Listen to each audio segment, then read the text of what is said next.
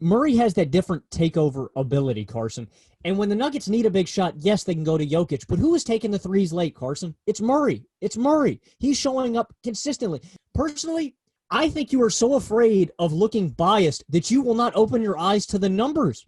40-piece against the Clippers, 250 pieces earlier in the playoffs. Murray has been on fire. He's unstoppable. Yes, I think he could lighten up, and we've seen some duds from him, the 14-point games, the 12-point games. But, Carson, we are seeing a different beast in these playoffs. I think he's taken that step, and I think you can make a case that Jamal Murray is a top 10 player in basketball overall. That's unbelievably bold. There are a few people who can make shots from mid-range like him. The guy has unbelievable balance, as you said there, and is just a dead eye. He also has to work really hard for his points because he doesn't take very many easy shots.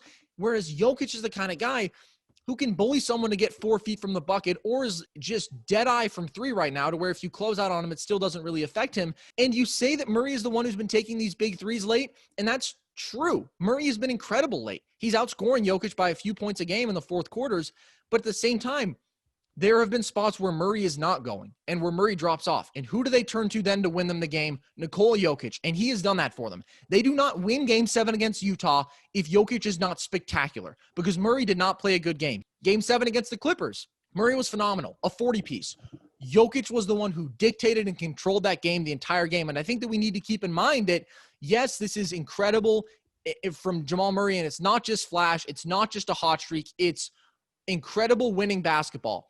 At the same time, in Nikola Jokic, you have a guy who is top 25 in playoff points, rebounds, and assists per game all time.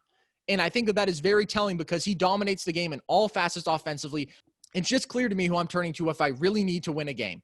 Even though I think Murray is otherworldly, I don't trust him like I would trust a Devin Booker or a Bradley Beal or a Donovan Mitchell because it still looks like Murray is just working a little bit harder and that there's a little bit more miracle juice in every big shot that he makes because you just look at that and you think, that was a tough look. Would I rather have a guy who can get to the line 8 times every single game? Yes, of course. That's more sustainable than a guy who's giving me 26 plus on 3 free throws a game.